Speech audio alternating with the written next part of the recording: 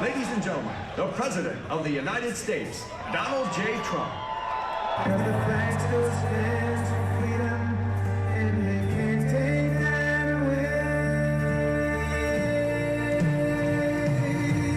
And I'm proud to be an American, where at least I know I'm free. But I won't forget the men who died, who gave that right to me. And I'd gladly stand up next to you, defend her still today. Cause there ain't no doubt I love this land. God bless the USA.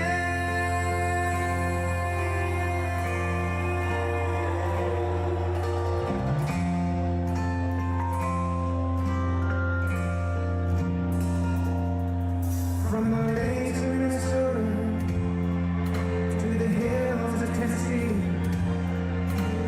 across the plains of Texas, from sea to side to sea, from Detroit down to Houston, and New York to LA. There's pride in every American heart, and it's time to stand and say, I'm proud to be an American, where at least I know I'm free. And I won't forget the men who died, who gave that right to me. And I'd gladly stand up next to you and defend her still today. 'Cause there ain't no doubt I love this land. God bless the USA.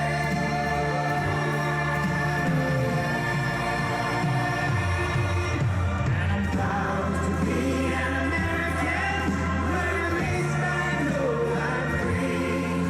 And I won't forget the men who died, who gave that right to me. And I'd gladly stand up next to you and defend her still today. 'Cause there ain't no doubt I love this land. God bless the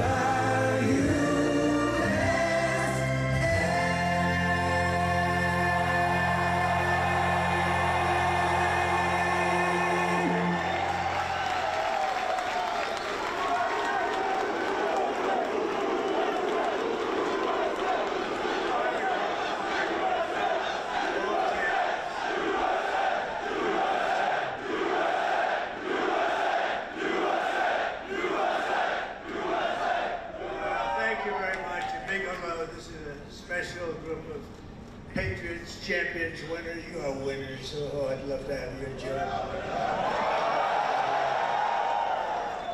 And a very special hello to the greatest sailors anywhere in the seas, the incredible men and women of the United States Navy. Very special people. Thank you very much.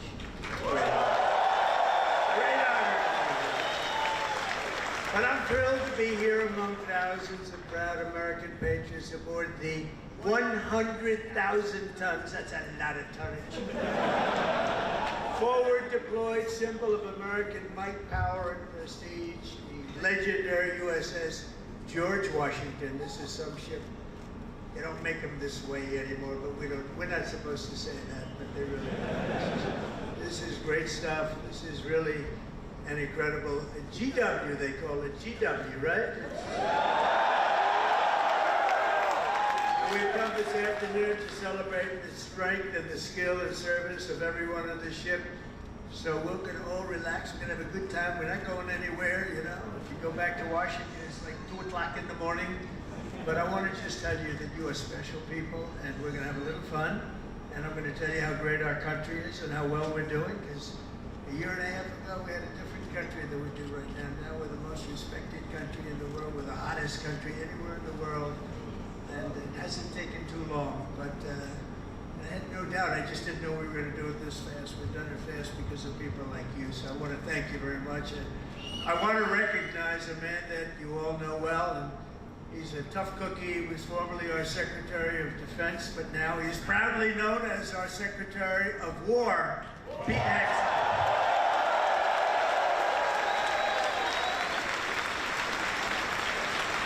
I don't say this. He gave up a hell of a job. They were going to pay him millions of dollars. They didn't want him to leave. That crazy fox said he wanted to leave. But he wanted, every time I'd go on that show, all they wanted to talk about is the military. And I said, if I ever do this, I'm going to bring this guy along with me. He knew more about it than anybody. He didn't want to be doing the other stuff. And he had a chance. He could have made so much money. He wouldn't have known. He didn't want that. This is what you wanted. He's so happy now. Those drug ships aren't coming in anymore. We can't find a ship. There's no ships coming in with drugs. It's like he's been incredible. So thank you very much. You gave up a lot. We appreciate it. And unlike past administrations, we will not be politically correct. You don't mind that, do you? When it comes to defending the United States, we're no longer politically correct. We're going to defend our country any way we have to. And that's usually not the politically correct way. From now on, if we're in a war, we're going to win the war. We're going to win it like nobody ever before. We'd go in, we'd blast the hell out of countries. Shouldn't have gone in. By the way, if you don't go in, that's even better. We don't have to go in peace through strength. But we'd go in, we'd win, and then we'd leave. They used to say, to the victor belong the spoils. Well, we'd be the victor, then we'd leave. There's been people that didn't know what the hell they were doing. But we're also very honored to be joined by hundreds of our incredible Japanese partners, and they are incredible. Thank you very much.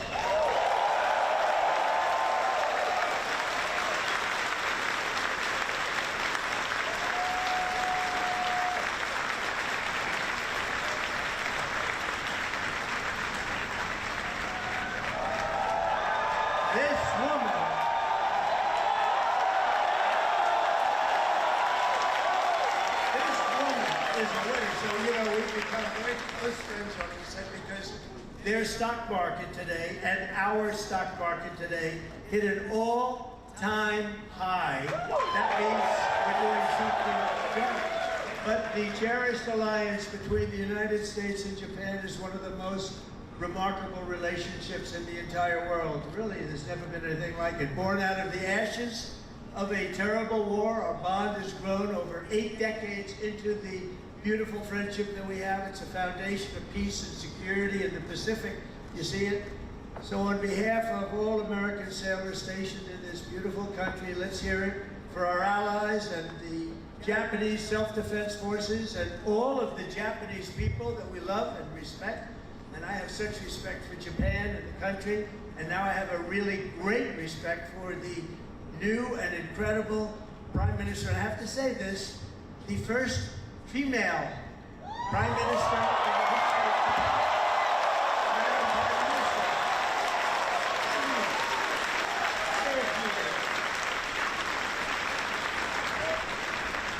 Thank you, Mr. President, and thank you all.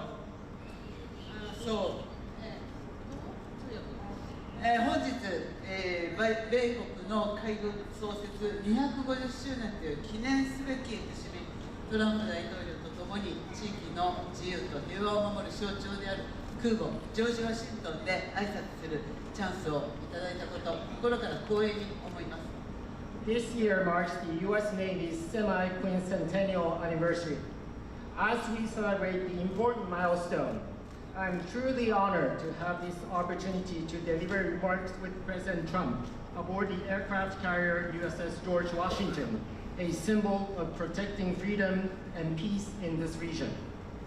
まず何よりも日夜、我が国と地域の平和と安全のために尽力してくださっている自衛隊員、そして在日米軍の、軍隊の皆さん、軍人の皆様に心から敬意と感謝を捧げます。First and foremost, I would like to express my deep respect and sincere gratitude to all the men and women in uniform from Japan's Self-Defense Forces and U.S. Forces Japan for your dedication and commitment to safeguard peace and security of our nation and the region day and night. 6年前に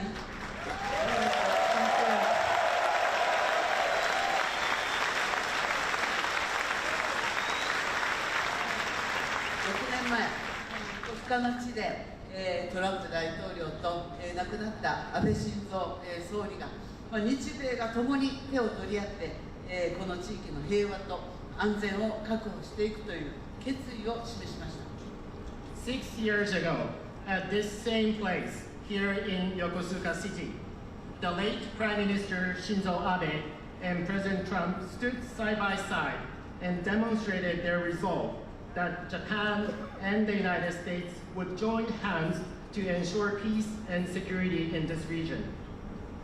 今ここに再び日米の最高指揮官が並び立ったこの機会に、私はその決意を引き継ぎ、インド太平洋を自由で開かれたものとし、そして地域の平和と繁栄の礎とする決意を新たにしました。Now, as the two commanders-in-chief of Japan and the United States stand together once again, I have renewed my determination to carry forward that resolve and to make the Indo-Pacific free and open so that it will serve as the foundation of peace and prosperity for the entire region.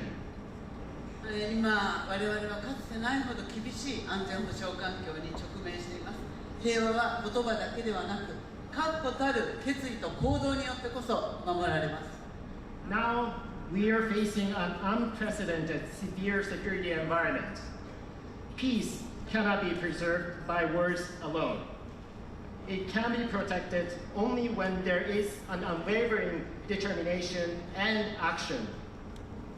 あちらに見える最上とマヤを含む自衛官とこのジョージ・ワシントンは数多くの訓練を重ねてきました。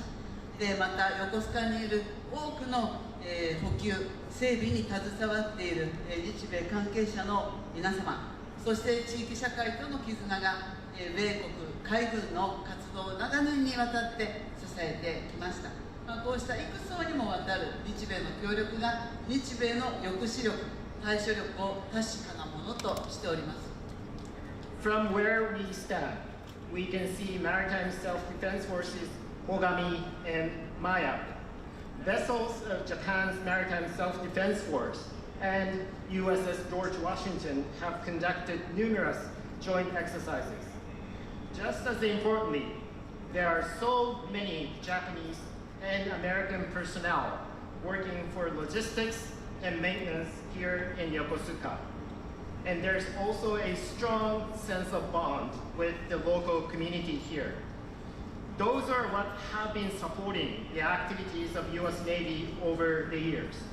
There's no doubt that such multi-layered Japan-US cooperation is what makes it possible for us to ensure the credibility of our two nations' deterrence and response capabilities.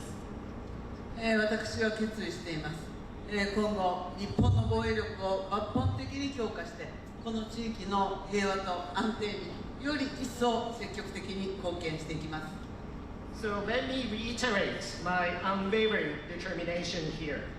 Japan is committed to fundamentally reinforce its defense capabilities, and Japan is ready to contribute even more proactively to peace and stability of the region. そのことにより、トランプ大統領とともに世界で最も偉大な同盟になった日米同盟をさらなる高みに引き上げてまいります。Through these efforts, together with President Trump, I am determined to elevate the Japan-US alliance, which has already become the greatest alliance in the world, to even greater heights. 日米は共に帆を掲げ、自由で開かれた海を進みます。この横須賀から紡がれる航路は、日米の絆を輝く未来へと導くことを確信しています。Japan and the United States will advance together with our sails raised high across a free and open sea. And I am very confident that the sea route from Yokosuka will make our bond even stronger and stronger and bring our two nations on the path to a shining future. Thank you.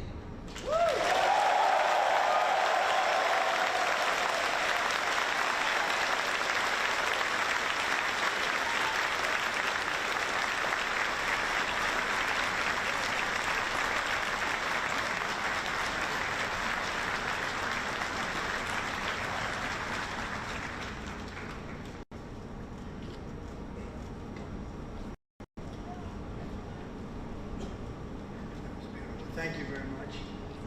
And we will have a long, good relationship. And we'll have fun doing it. You know, you have to have fun. Although sometimes it's never fun. She's tough to negotiate with. But I'm delighted to report that I've just approved the first batch of missiles. You saw a couple of them coming down with me. I hugged them. We need them. They're the best in the world. Nobody has them like we have them. They all want our missiles. That's the problem. Everybody wants them. But it's the first batch of missiles to be delivered to the Japanese self-defense forces for Japan's F-35s. And they're coming this week, so they're ahead of schedule. So I just want to tell Madam Prime Minister, they've been waiting for those missiles. And we got them here right away as soon as I heard about it. I want to thank former Senator, a great gentleman, by the way. He was so popular, but I took him out and I made him Secretary of State. I think he was born for it. Marco Rubio, thank you very much, Marco. Great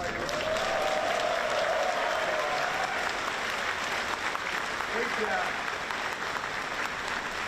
He was born for it. Ambassador George Glass, thank you very much. George, good job you're doing. Thank you. Many of our outstanding uniform leaders with us today, including the head of the Indo-Pacific Command, Admiral Samuel Aparo. Where is Samuel? Hello. Good, but he's a good-looking chief.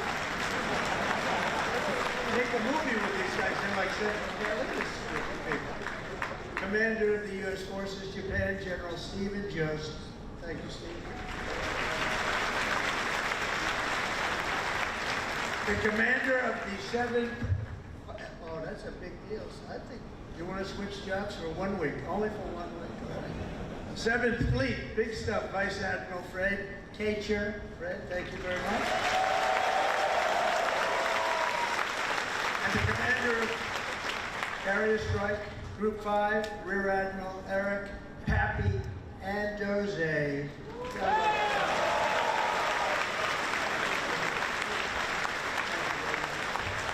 Of course, we can't forget about your command triad aboard the George Washington. There's nothing like this one. This is a beauty, and I hear your commanding officer is a big Alabama football fan. You know, I love Alabama. Captain Timothy Waits, and let me just say, roll tide. You know, I love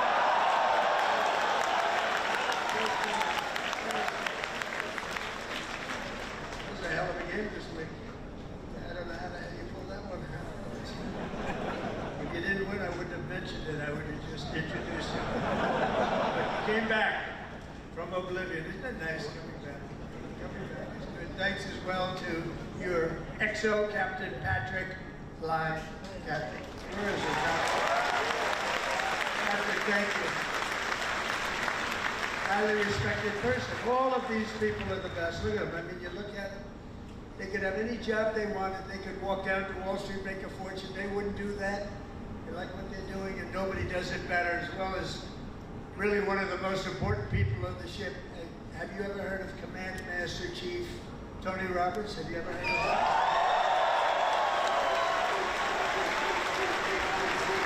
Wherever you are, where's Tony? Thank you, Tony. He's a popular guy. And as many of you know, this month we're celebrating a truly momentous anniversary. 250 years of courage and pride, honor and victory by the United States Navy. 250 years, can you imagine?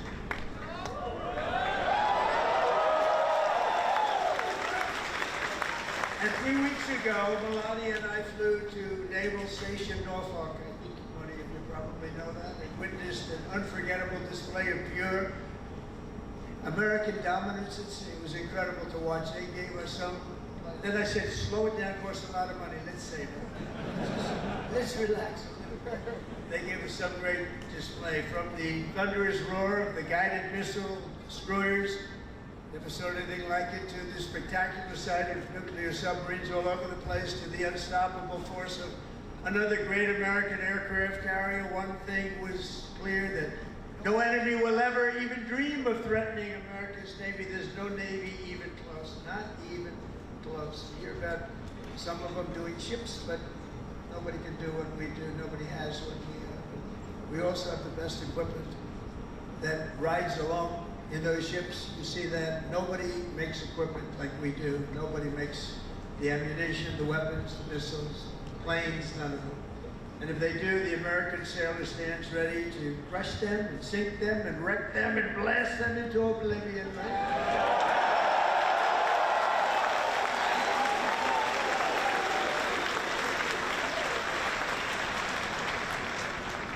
That's a terrible statement for me to make. That's the end of it. Everybody said that I should immediately get the Nobel Peace Award. With that statement, that takes me out of the running. That's the way it is. The United States is blessed with the strongest and most powerful military in the history of the world. There's no military like our military, not even close. Nobody has our weapons. It'll be stronger and more powerful than ever before very soon. We just approved the biggest budget in the history. Over $1 trillion. Over $1 trillion. We have the best ships, the best airplanes, the best submarines, the best technology. But above all, we have America's military. It's the best people. It's all about the people, ultimately. You have to work all of that fancy stuff that we make better than anybody else. The fact is, we do make the best weapons, but if you don't have the right people to operate those weapons, they don't mean much. Despite that, as Commander-in-Chief, I never forget that our ultimate strength does not come from equipment. It comes from the men and women of the rank and file. That's true. It comes from you people, incredible people, good-looking people. Too many good-looking people. I don't like good-looking people. I never liked good-looking people, I'll be honest with you. Never admitted that before. But see, I'm allowed to, see, you know, we wanted the Supreme Court to think based on merit. You know about that, right? Merit. Everything now in our country is based on merit. And that's why I look at you and I see nothing but merit. It's great to have a country back where we can go by merit now. We don't go by anything else except for talent and work and hard work. And it's such a big win. That was such one of the most important wins. The will, patriotism, and spirit in your hearts is our single greatest weapon. The strength that you have is unbelievable. That's why, as we make a record investment in our military, we've never spent so much and we've never spent it more wisely, because now we watch it. We spend it properly. I'm also supporting an across-the-board pay raise for every sailor and service.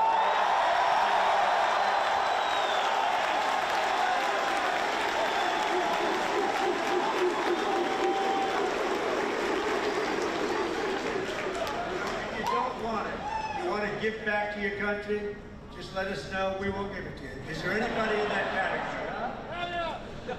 But now, all we really have to do is get the Democrats to approve it. But they'll come along. They always do.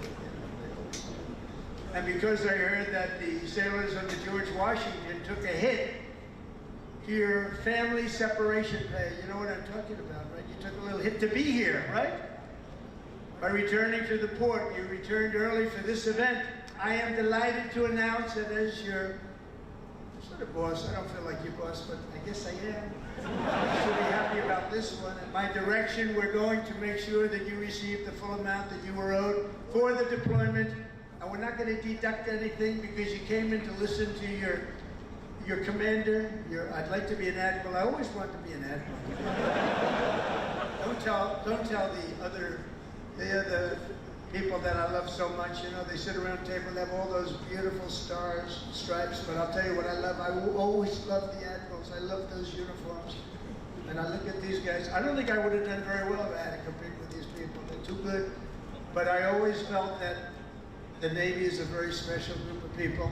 And I see it when I see you. I see it over the past 11 months. The spirit of our military has been soaring like never before. You know that. The spirit of our country has been soaring. After years of recruiting shortages, we had bad ones. It was embarrassing, frankly. During my campaign, before the election, November 5th, after that it all changed. After we won, it all changed. And now we have waiting lists with record numbers trying to join the U.S. Navy and all of the armed forces. We have literal waiting lists, and I'm pleased to report that 2025 was the Navy's single best recruiting year in many generations. That's pretty good, isn't it?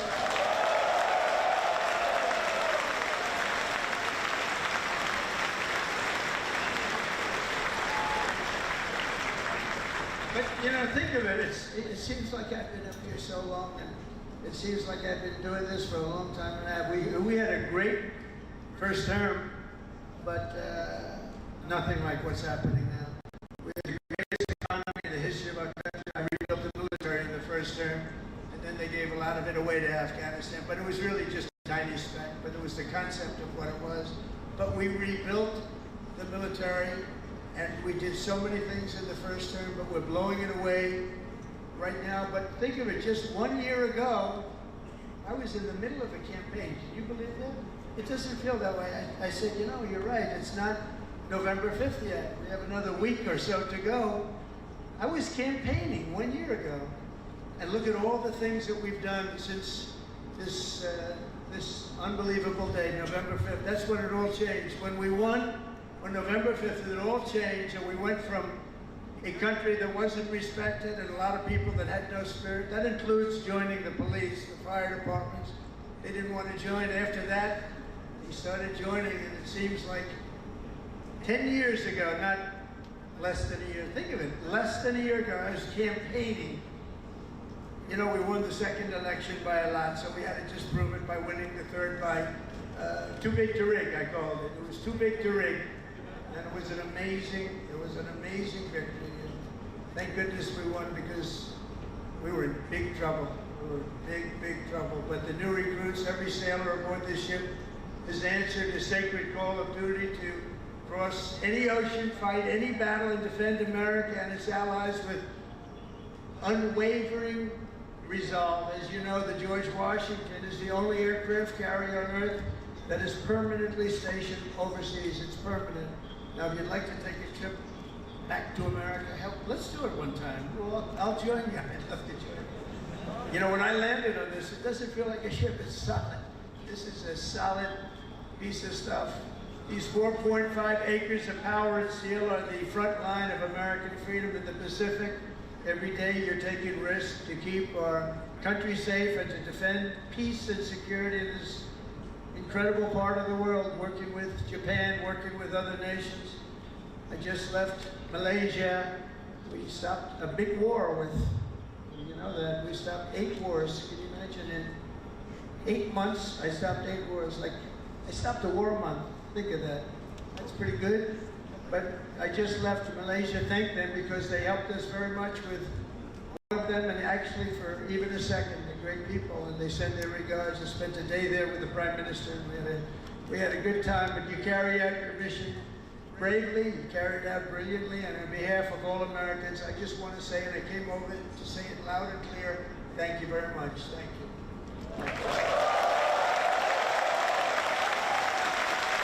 Incredible people. You are incredible.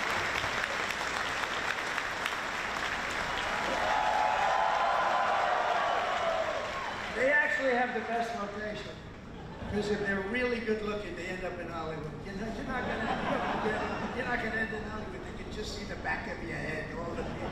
Look at all the fake news back there.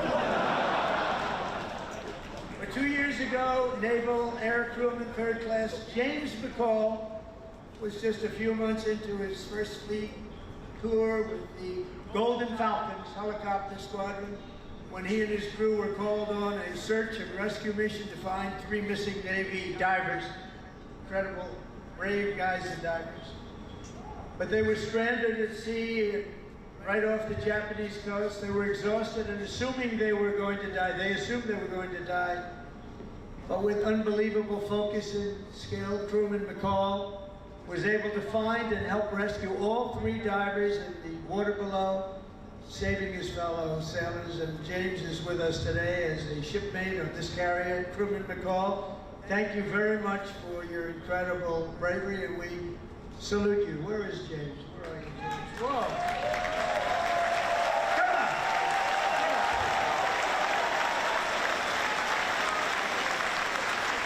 Come on. Look at this guy. He's a good-looking guy. Get out of here, James. I don't want you up here. No, come here.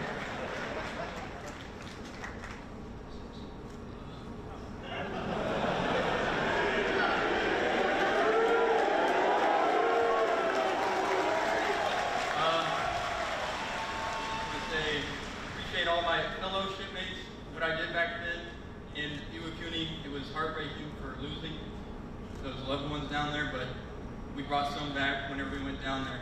And just God bless America and all my fellow shipmates. Appreciate it. And say that, Larry.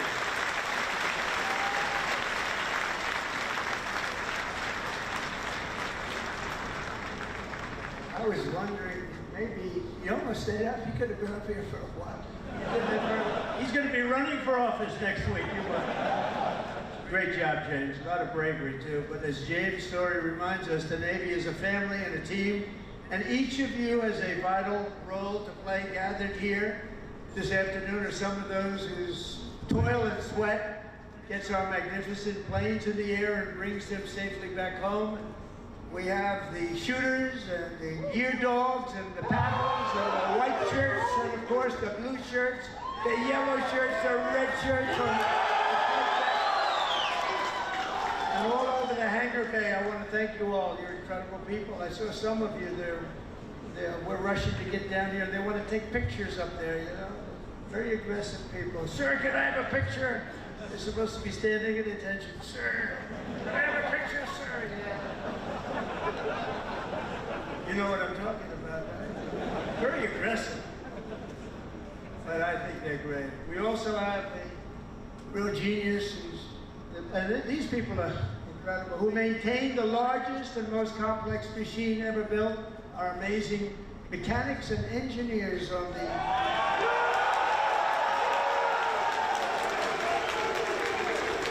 And I asked your captain, you know, I'm building aircraft, I'm building a lot of things, but I said, Captain, you gotta tell me something. I know a lot about these ships, I know a lot about these things, building. I wanna know, catapults, which is better, the electric or the steam? Okay, ready? You guys, that's what you do, right? This is so much better. You know, they go out and hire a consultant for millions of dollars that was never on an aircraft carrier before. So they switched to electric. I disagree with it, but that's all right. Let me ask you. We're going to go steam first and then electric. Catapults. Which is better? Electric or steam? Seriously, they're spending billions of dollars to build stupid electric. And the problem, when it breaks, you have to send up to MIT, get the most brilliant people in the world, fly them out. It's ridiculous. The steam, they said they can fix it with a hammer and a blowtorch. And it works just as well, if not better. And I love the sight of that beautiful steam pouring off the deck with the electric. You don't have that. So, you know, we did the Ford and electric, the cost overruns, everything else. You know, I hope it's going to be okay, but I like steam. We're going to go back to steam. They change just for the sake of changing. I said to the architect, have you ever designed a ship before? You know, we did the biggest ship in the world, right? The Ford. But we're going to go back. Okay, now let me ask you the second question. Hydraulic for your elevators or magnets? You know, the new thing is magnets. So instead of using hydraulic, you can be hit by lightning and it's fine. You take a little glass of water and you drop it on magnets. I don't know what's going to happen. So you know the elevators come up in the new carriers. I think I'm going to change it, by the way. They have magnets. Not every tractor has hydraulic. Every excavator, every excavating machine, any kind has hydraulic. But somebody decided to use magnets for your own. Maybe they could. Which is better, hydraulic or magnets? What the hell is wrong with this? Can I ask you, the top-ranking gentleman right here?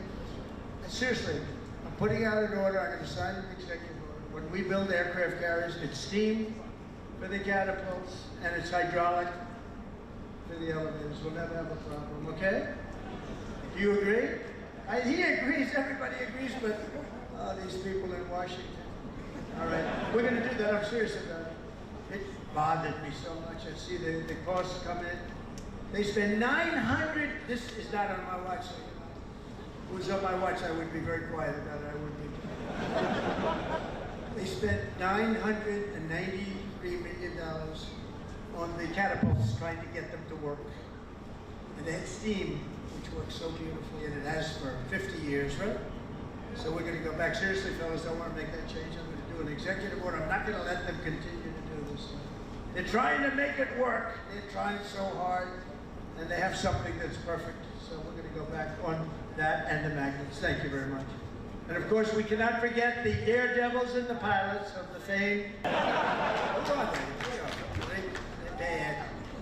the elite air units aboard this vessel are storied squadrons like the Royal Maces, the Diamondbacks, the Argonauts, the Chippies, the Titans, the Tiger Tails, the Shadow Hawks, the Saber Hawks,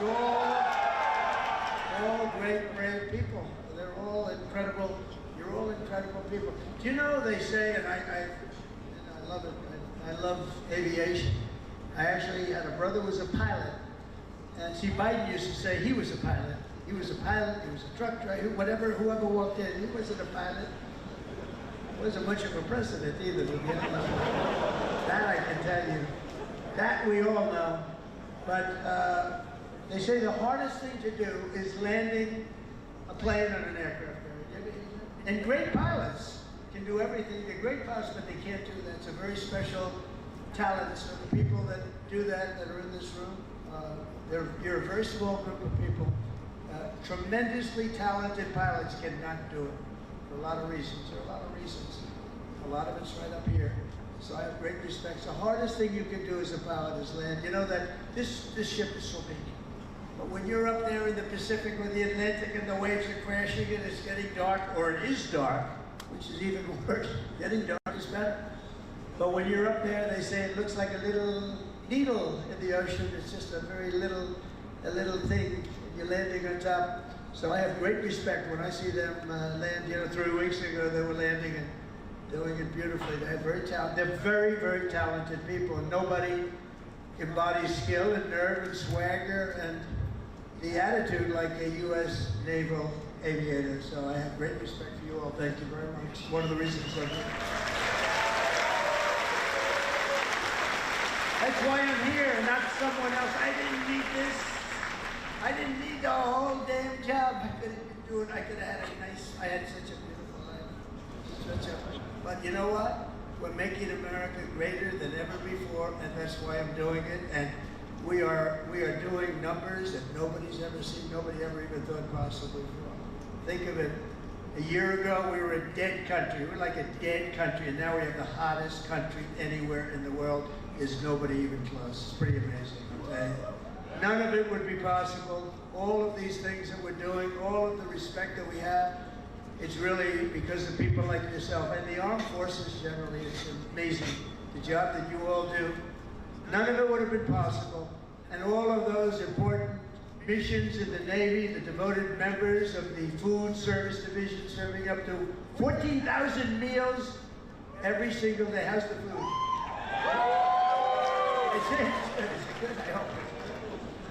Probably my kind of food. I like that kind of food. But they don't get the credit they deserve. I want to just thank them very much and congratulate 14,000 meals. Let's also hear it for all the sailors holding the American flag high at Seafay, as well as the crews from the ferocious Des Ron 15. Des Ron.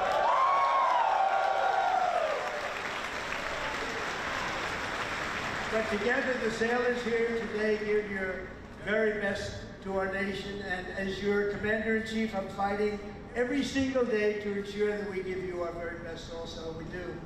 We're giving you everything. We're giving you more than anybody's ever given. We're bringing it up to a standard that nobody's ever seen before. We're starting to make ships also. Part of our deal with the trade is we're starting to make ships. We used to be #1 at making ships, and then we lost our way.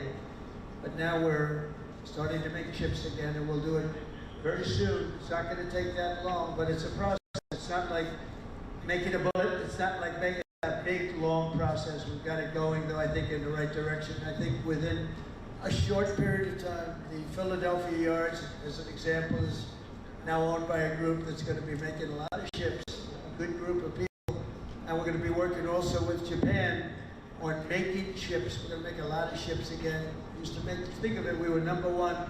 And then over the years, they just lost their way. They started making other things. They stopped making ships. So we're going to be making ships again.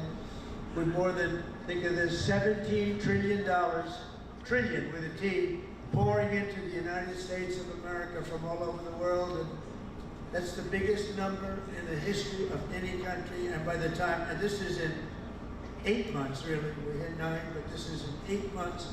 Over $17 trillion. As an example, the last administration did less than $1 trillion in 4 years. We did more than 17 trillion in 8 months. And I think by the time we finish up our first year, we're going to be over 20 or $21 trillion of money coming into our country. And I want to thank Japan, because Japan is making big investments into the United States, and they're very happy because the stock market's gone up very nicely. We've made Japan a lot of money, that's okay, but they're a big investor in our country, and we like that. But think of those numbers. We weren't doing anywhere near. We were laughed at, and now they're all saying they've never seen anything like what's happened in such a short period of time. And I was just told by the Prime Minister that Toyota is going to be putting auto plants all over the United States to the tune of over $10 billion. So that's Toyota. So go out and buy a Toyota. And that's a lot to do with, because right now we have all the AI plants, we have so many things happening in the United States, and it's because of November 5th, Election Day, but it's also because of tariffs. The tariffs have been so good. We're taking in trillions and trillions of dollars. I heard them, before I came up, I heard, you're all on television, they're talking to all the networks, everybody's covering it. Look at these characters back, look at all of them. And they were talking about the tariffs. The tariffs have, nobody understood tariffs like I understood tariffs, and the tariffs are having people go into our country and spend tremendous numbers like we've never seen, and that brings jobs with it. It brings jobs, it brings importance, it brings everything. It brings a strong military. It brings a lot of things to other countries. I mean, if you look at some of the deals that we did, if India is going to go to war with Pakistan, and they said, you go to war, we're not going to do any trade. We're going to put big tariffs on both countries, and they said, well, guess we're not going to go to war. 2 nuclear powers, we stopped it. We stopped a lot of wars, tariffs. Without tariffs, we wouldn't have national security like we have it. We've never had national security like we have it right now. And literally a year ago, you had very little national security. You had people that didn't have a clue. American strength is roaring back like never before, and with your help, America is respected once more, and it is respected at levels that we haven't seen before. On my first day back at the White House, I deployed the men and women of the United States military to stop the invasion on our southern border. Right? It was an invasion, losing hundreds of thousands of people to fentanyl and to drugs, and now we have the most secure border in American history. For 5 months, they said no people came into our country illegally. They came in through a legal process, but nobody came in through the southern border. Can you imagine? Even I can't, it's hard to believe that. Because, and we do have it tight as a drum, but that's what we have to have. If you don't have borders, if you don't have a fair media, if you need certain things. You need a good, fair media. They're getting better. They're not there yet, that I can tell you. But they're getting better. But you need borders. You gotta have borders in a country, or you don't have a country. And now we have a border that the likes of which this country has never seen before, and people respect us for it. With the help of our war fighters, we're decimating the savage drug cartels that poison our people. 200,000 people, maybe more than that, died last year because of what came into our country. Through an open border policy where 25 million people poured into our country, totally unvetted, totally unchecked. They came from prisons. They came from mental institutions and insane asylums. They were drug dealers. They were bad people. 11,388 were murderers, half of which committed more than one murder. They let them into our country. We're getting them the hell out. We're getting them out. We're getting them out fast. Is that okay with you? Yes, no doubt.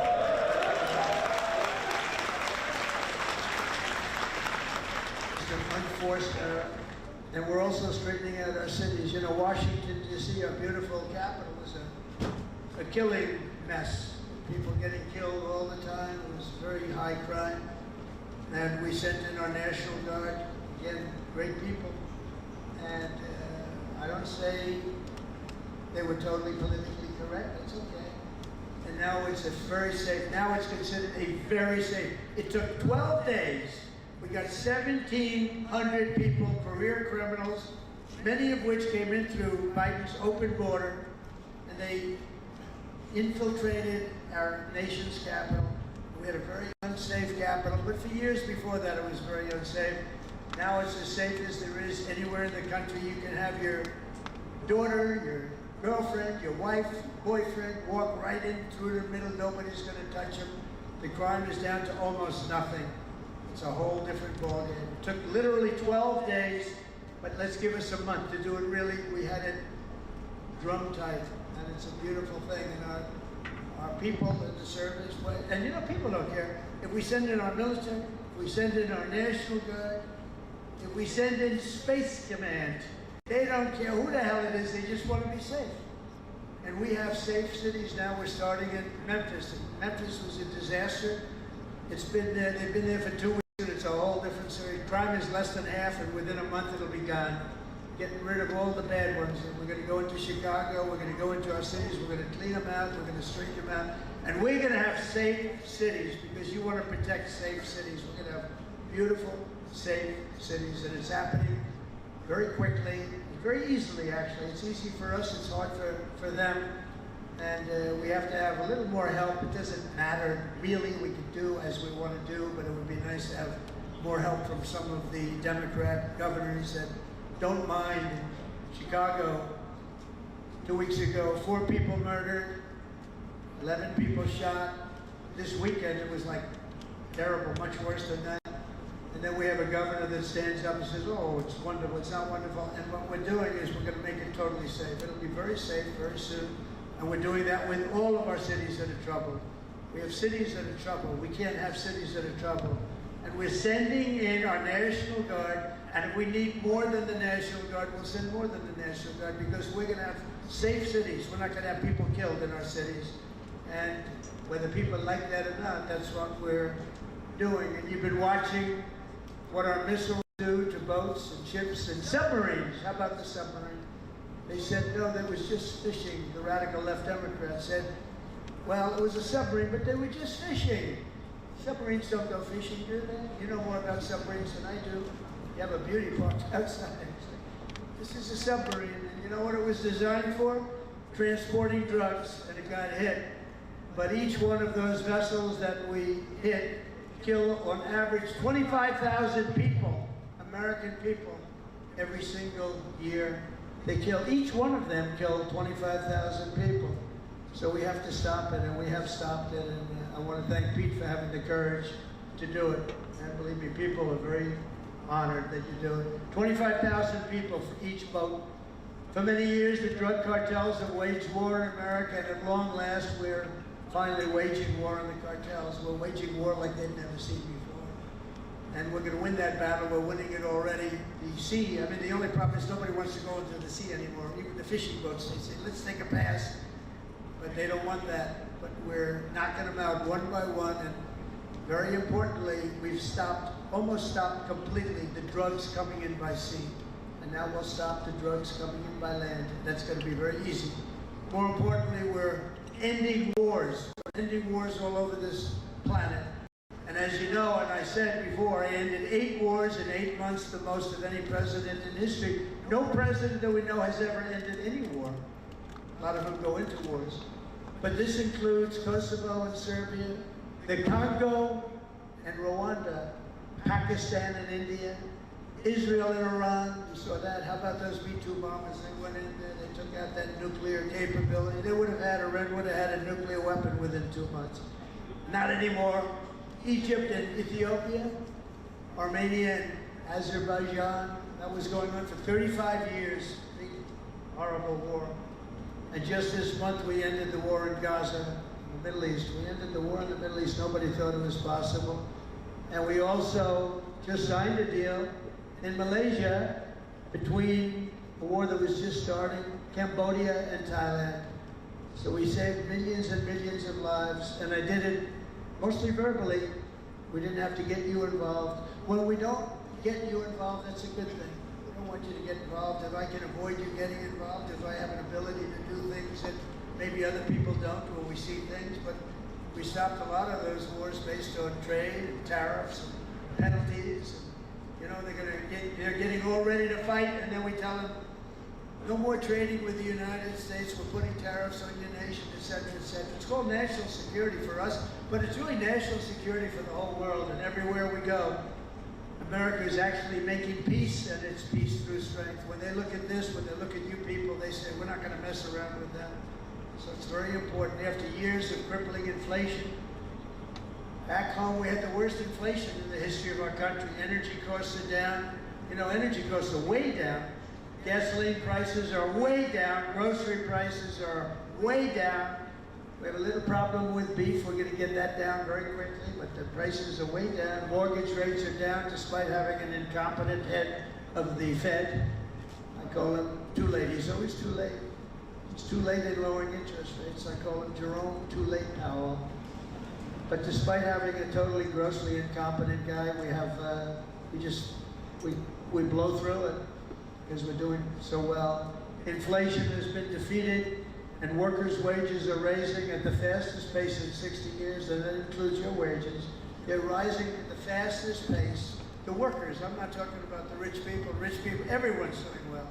Everyone in our country is now doing well. My first term, we built the greatest economy in the history of the world. We had an economy like nobody has seen before. Now we're doing it again, but this time actually it's going to be much bigger, much stronger. I told you $17 trillion, but it's going to be $21 trillion. And that's numbers that have never been heard of before. Much bigger than any other country in the world by literally $15, $16 trillion. It's amazing. The sailors of the ship sacrificed so much for our country, and the president, and I will tell you, the president standing right up here loves you. I respect you and I love you. And I'm giving everything I have to make sure that when you get home, you find an America that is safe and proud and sovereign and free. One service member who reminds us that we're working for you and for everybody and for our country is Chief Warrant Officer Will Hightower, who serves on the George Washington in the all-important deck department. Do you know what the deck department is? I have no idea. But they do. In April 2024, Will sailed away from Norfolk, leaving behind his wonderful wife, Megan, their precious 6-year-old daughter, and their 1-year-old son. The past 12 months, he has only been home for 3 weeks total, 3 weeks.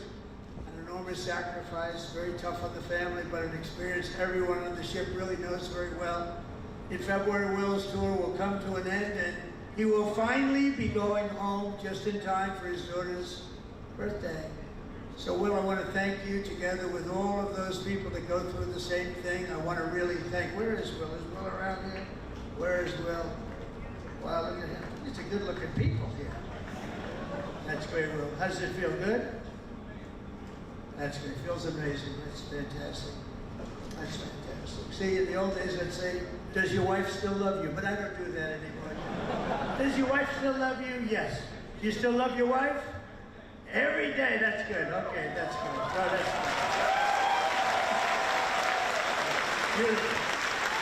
Say, what are you doing, right?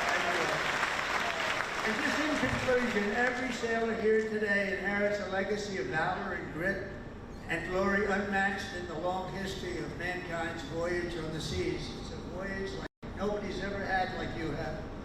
For 2.5 centuries, America's Navy has preserved the vision of our first Commander-in-Chief, who gave this ship its storied name, its righteous soul, and its timeless motto. First in war, first in peace. Very famous phrase, George Washington. After 250 years, that is exactly what our country is today. It's first in war, first in peace, first in wealth, first in power, first in science, first in spirit, and first in freedom.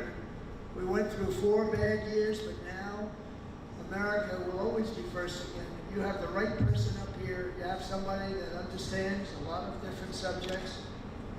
We're going to be bigger, better, stronger, and more important, really, frankly, to the world. Japan respects us. If you see what's going on all over the world, they're respecting us again. They respect us like never before. the treatment they gave me all over as I go around to different countries is great, but it's really a respect for me, but it's a bigger respect for our country. They respect our country again. They didn't respect our country just a few years ago. From Boston Harbor to Hampton Roads, and from Caribbean Sea to the Red Sea, from the Atlantic to the Pacific, and from the Persian Gulf to what is now known as the Gulf of America. Isn't it nice? They say it now routinely. I heard the news today. The Gulf of America, weather is wonderful. They don't say it with a smile. It's called the Gulf of America. How did that happen, right?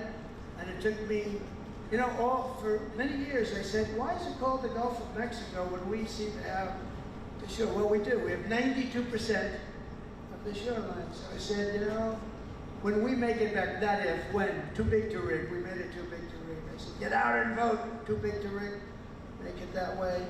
I said, I'm going to change it. And one of the first things I did is I changed it. Nobody could even fight it. They tried. We got sued all over the place. We won every suit.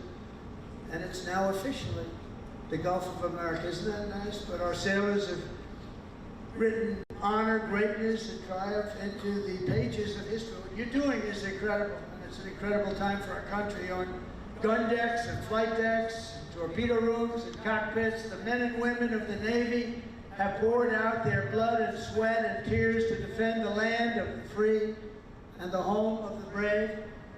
They've crossed icy channels, leapt from burning wreckage, stormed into frigid waters, soared into deadly skies, and laid down their lives to ensure the survival of liberty. Now, all of us here today carry on that noble mission, and no matter what challenge comes our way, no matter what danger we face, we hoist our great American flag very, very high. We race into the waves and we rally to that immortal battle cry of the American sailor. Damn the torpedoes, full speed ahead. Right? Together with our incredible Japanese allies and all of our allies all over the world, we stand strong, we stand proud, we will stand taller than we've ever stood before, and we will be freer and braver, more brilliant than ever before. And we will fight, fight, fight. We will win, win, win. And I want to thank everybody at the USS George Washington and the U.S. Forces, Japan.